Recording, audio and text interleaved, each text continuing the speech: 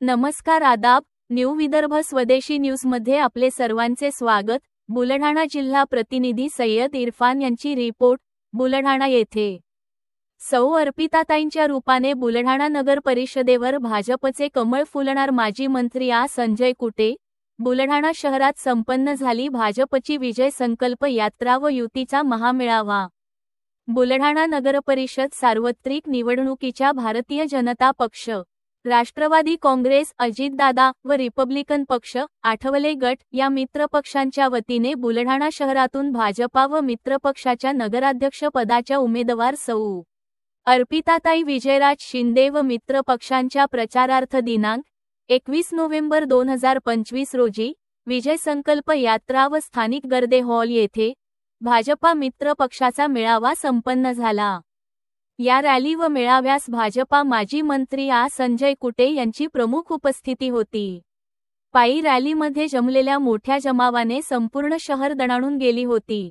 रॅलीमध्ये तिन्ही पक्षांच्या पदाधिकारी व कार्यकर्ते यांनी उत्स्फूर्त सहभाग घेतलेला होता।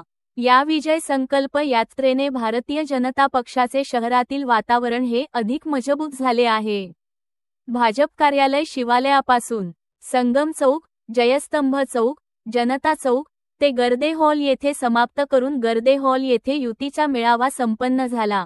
यावेळी माजी मंत्री संजय कुटे यांनी तिन्ही पक्षांच्या पदाधिकाऱ्यांशी व कार्यकर्त्यांशी मेळाव्यातून संवाद साधला।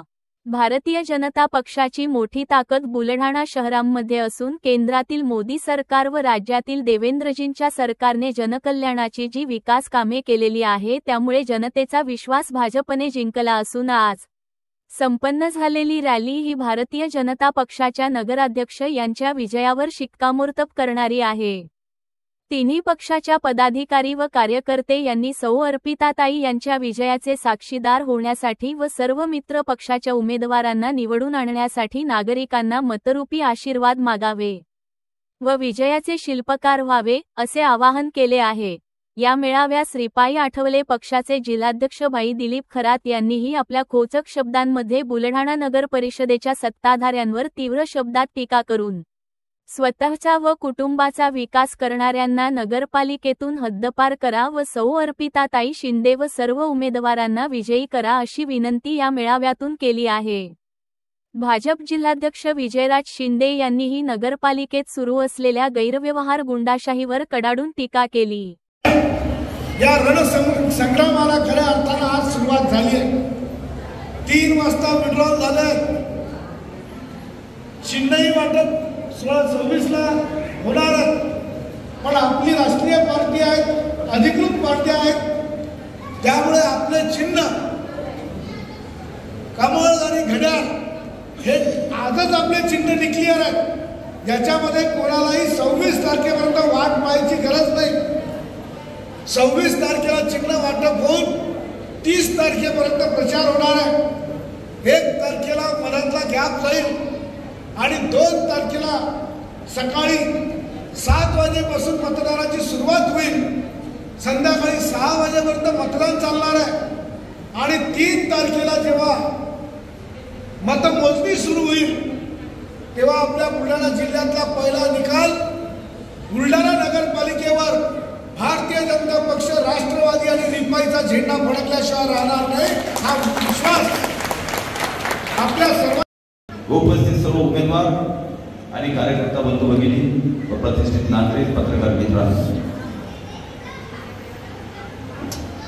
ही ऐतिहासिक निवडणूक बुलढाण्याची होणार। तुम्हाला आठवत असेल की मागच्या नगराध्यक्षपदाने नगर परिषदच्या निवडणुकीमध्ये आपले उमेदवार होते भारतीय जनता पार्टीतून कितीतरी वर्षानंतर कमळी चिन्ह दिले आणि त्यावेळी ॲडव्होकेट बी डी पाटील साहेब, तेव्हा मी जिल्हाध्यक्ष होतो, ॲडव्होकेट बी डी पाटील साहेब यांना भारतीय जनता पार्टीने उभं केलं आणि त्या निवडणुकीमध्ये आपल्या लक्षात आलं की भारतीय जनता पार्टीला चालणारा, त्या विचारांवर चालणारा कार्यकर्ता, त्या विचारांवर चालणारी जनता जी आहे ती किती मोठ्या प्रमाणामध्ये बुलढाणा शहरामध्ये आहे। परंतु आमचे विजयराज शिंदे ही युतीमध्ये लढायचे, भाजप सेनेच्या. त्यामुळे भारतीय जनता पार्टीला कुठं कमळ उभं करायचा संधी भेटायची नाही. परंतु आता ते कमळावर आहे. त्यामुळे आता कमळाची संधी मोठ्या प्रमाणामध्ये आपल्याला मिळते आहे. आपण तेव्हा नगराध्यक्षाची निवडणूक लढवली होती, नगर परिषद लढवली होती. आपल्याला इतिहास आठवते जवळपास 7,000-7,500 मतं जे बी पाटील साहेबांनी.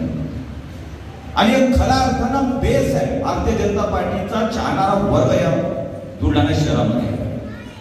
आणि म्हणून 7,000-7,500 मतं त्यावेळेस आपण बी पाटील साहेबांनी घेतले होते. ते खऱ्या अर्थानं भारतीय जनता पार्टीचे बाईक असलेले त्यांना मानणारा वर्ग आहे. आता या 8-9 3-4 ग्रंथ वाढले लोकसंख्या